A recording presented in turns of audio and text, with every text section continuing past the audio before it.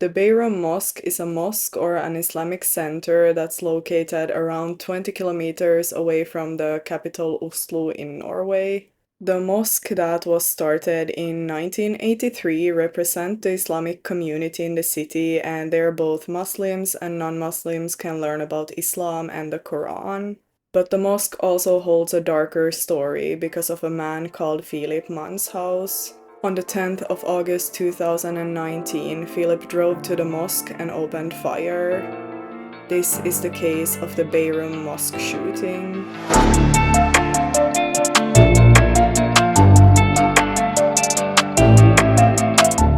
So hello everyone and welcome to my channel. My name is Elin, and on this channel I cover true crime cases that have occurred in the Nordic countries. Some content warnings before we start this video. This case will include the murder of a teenager and acts of terrorism, so if that's something that you don't want to watch, then I suggest you click out of this video right now. I also want to give an extra disclaimer. I hate that I have to say this, as it should be obvious, but I don't accept any form of racism on my channel, and any racist comments will be deleted and the person will be blocked from this channel immediately. With that being said, if you like my channel, please subscribe, and now let's get into the case that happened in Norway. On the Saturday of 10th of August 2019, it was raining heavily in Oslo, Norway. At 16:07, the police in Oslo was alarmed of an attack against the Bærum mosque close to the capital. When the police arrived at the scene, they found two older men holding down the 22-year-old attacker. The mosque's director said that the attacker had gone into the building wearing a helmet and body armor. Several shots were fired, but no one was severely hurt inside. Before doing any more damage, the shooter was overpowered by two men who had been in the mosque due to the Eid al-Adha celebrations. So who was this attacker? The attacker was a man called Philip Manshaus. Philip Manshaus was born on the 29th of August 1997 in Norway. When Philip was only 4 years old, his mother and grandmother committed suicide, so after that he was living with his father and stepmother. And I could not find any more information about this suicide on the internet, but it seems like they committed suicide at the same time. Philip was described as social with his friends, but at the same time very reserved. As a teenager, he had been in a gay relationship, and he also had a history of experimenting with drugs. Philip actually didn't live far away from the mosque, and he had some messed up opinions, to say the least. First of all, he had been interested in conspiracy theories since the summer of 2017, and these were not only harmless ones. Philip openly discussed anti-Semitic conspiracy theories about the Holocaust with his friends and actually tried to convince them of his beliefs, which eventually led to his friends avoiding him. The Holocaust was the genocide of European Jews during World War II, and I bet that most people know about what Hitler did to the Jews. But I actually did not know what anti-Semitic conspiracy theories was, so I looked it up on the internet, and from what I understood, it's basically conspiracy theories or false allegations towards Jews as an ethnic or religious group. But this was not the only problematic interest that Philip had. Philip's internet activity included him reading about school shootings in Finland and in the US. He had also written highly about a man who killed 49 people in a mosque in New Zealand, as he admired him. And Philip's family actually noted that he had attached newspaper clippings about the mosque shootings in New Zealand and other information about terrorist attacks to his wall, and he hid it behind a Norwegian flag. After he learned that his stepmother was about to report him to the Norwegian Police Security Service, he took all of these posts down and tried to seem normal, as if his opinions had changed. On the 18th of June 2018, a tip about Philip was sent to the Norwegian Police Security Service stating that he had far-right political views and that his friends called him a neo-Nazi. But they actually found that the tip was vague and showed no signs that Philip had any plans to commit a violent attack. So the tip was never followed up on, and Philip was not even interviewed, and actually his family did not even know about this report. In the weeks before the attack, Philip tried to join the neo-Nazi Nordic resistance movement, but due to some kind of issue within the organization, he never got beyond the first 2 interviews. On the day of the shooting, Philip's stepmother actually reported Philip's suspicious behavior to the police after all. Philip Manshaus had also drafted some kind of manifesto, but he never finished it. So back to the story. After the mosque shooting, the police now went to Philip's home to search it, and there they found a horrific scene, to say the least. At Philip's house, they found Philip's 17-year-old stepsister murdered after being shot 4 times. Philip's stepmother, who had not been at home before the police arrived, was sitting in a car outside the house waiting for answers about her daughter when an ambulance suddenly arrived. When she got the news that her daughter had been found dead inside of their family home, a scream echoed through the whole neighborhood. So Johanne Ihle-Hansen was adopted from China when she was only 2 years old. Her adoptive mother later married Philip's father, unfortunately making her Philip's stepsister. Johanne was described as creative and artistic. She would always make up fun games, and she loved to dance, draw, write, paint, and use her hands in any kind of way. Johanne also played the violin, she liked to cook, she enjoyed playing computer games, and practiced martial arts. Although Johanne was described as being shy growing up, Johanne was wise.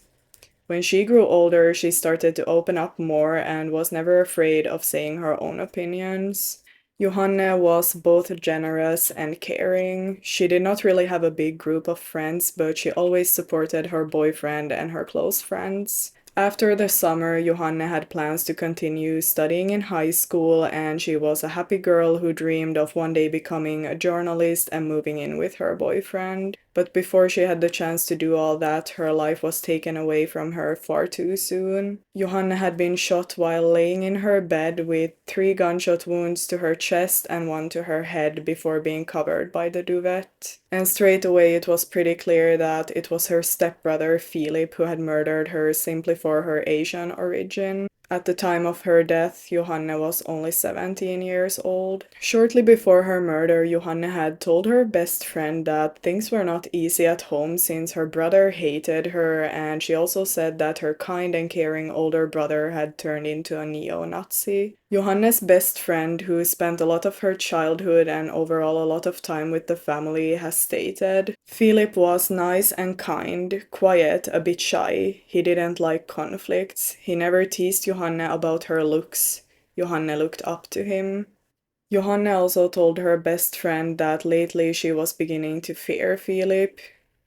Ever since June of the same year, he had behaved strangely, and it was something that worried her. Johanne had also shared her concerns with her adoptive mother, Ellen, so Philip's stepmother, and she was also of the same opinion that some action needed to be done. For example, that they needed to take him on various activities and holiday trips and introduce him to non-ethnic Norwegians. In the weeks before the murder, the situation had worsened a lot.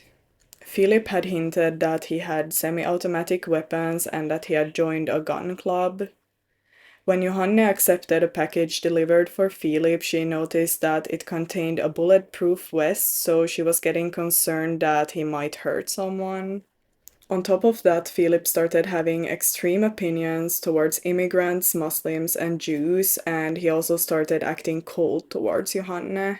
He would ignore her, refuse to greet her boyfriend when he was visiting, and he would also make cruel and hurtful comments, and he was basically being mean. For example, he claimed that Johanne was not his sister, because to be his sister she would have to be a human, and she was not a human but an ape. And I mean, just imagine your own family member seriously saying something like that to you. It must have been super hurtful, and I understand why Johanne must have felt uncomfortable around Philip. But when Johanne got hurt, Philip did not care, and instead he laughed, which honestly says a lot about him. In Johanne's final message to her boyfriend sent on the 9th of August 2019, she said that Philip was listening to a speech where Chinese were referred to as dirty and nasty. She wrote to him, "Can you understand what I'm going through? This is madness."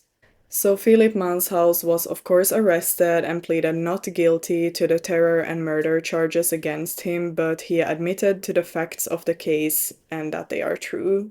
He also admitted to taking a number of guns to the mosque near his home. In the trial, Johanne's mother said that before leaving home that day, she peeked into Johanne's room, but she was still sleeping as she had been up very late, so she did not wake her up like she usually did. She also considered going into Philip's room to say goodbye, but she ended up not doing that. As soon as she left, Philip had walked into his stepsister's room, armed with a long rifle, and shot her to death while sleeping in her own bed. Johanne died instantly from the gunshots. When the police searched the home that night, they noticed a collection of family photos on a shelf in the living room, and one of them was turned upside down, and this was a photo of Johanne as a child. Investigators also found a photo of Adolf Hitler in Philip's phone.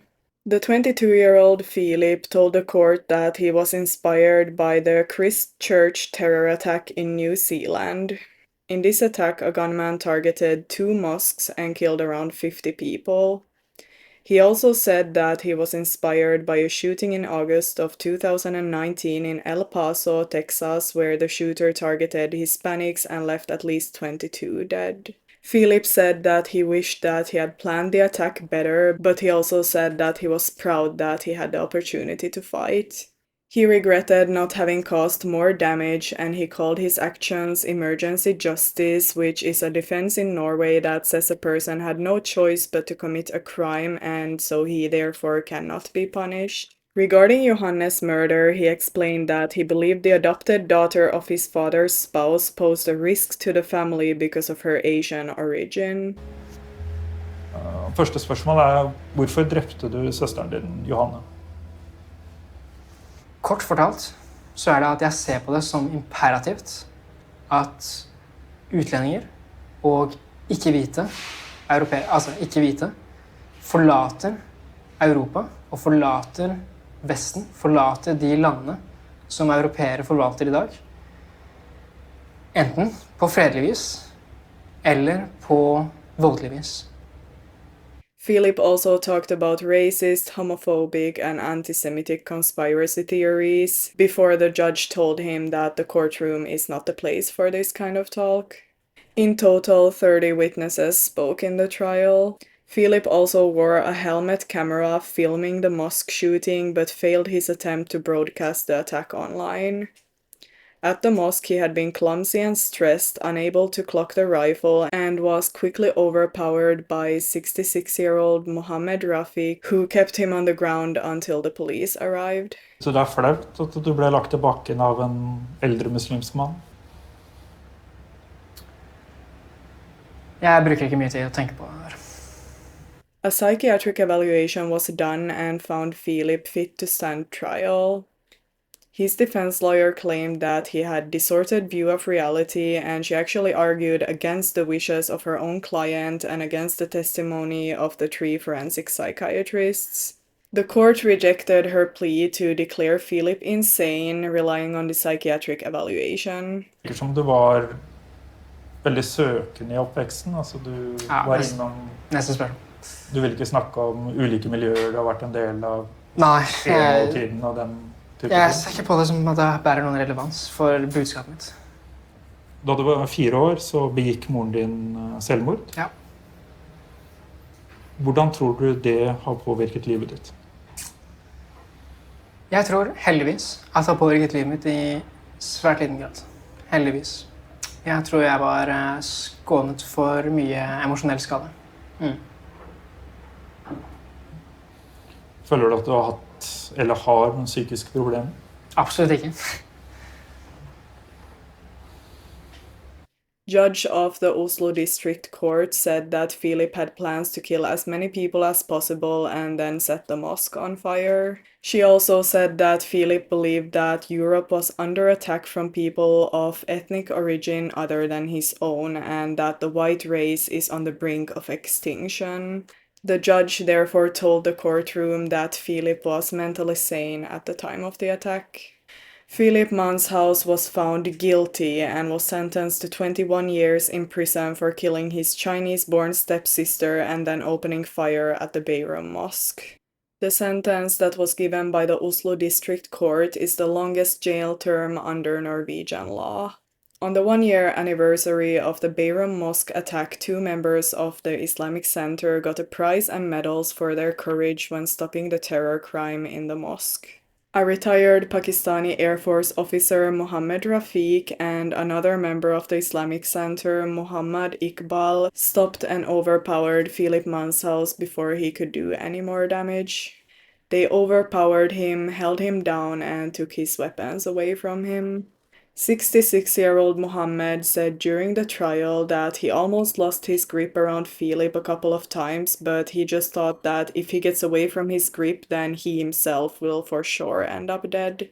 If they would not have stopped Philip in the mosque that day, he would have probably continued and possibly killed many innocent people. And I quote from the ceremony, "What they did should serve as a symbol to stand up against hate, injustice, and intolerance." The attack in the Bærum mosque has been described as a failed terrorist attack, but unfortunately the murder of Johanne has been in the background and not really talked about as much. I think it's important to remember that even if no one died in the mosque that night, there was a person who lost her life that day because of his evil acts and to the same motive, which is racism. In the beginning, there was some speculation to why she was killed, but I think that it's pretty clear. It was a planned murder because of her Asian origin, and in the questioning, Philip himself said that she represents a group that threatens my people. It's a clear case of racism, and it shows how it sometimes leads to violence and even murder. It's just sad to me that this case could have been prevented if the police would have taken the report seriously. I mean, there was a report made 1 year before the attack, and they didn't really check up on it. I also feel a lot of empathy towards Johanne's mother. I mean, she was Philip's stepmother and Johanne's adoptive mother, so it's almost like she lost 2 children that day. But that's all that I have for this case today. Thank you so much for watching, and I hope that I will see you in my next video. Goodbye, everyone.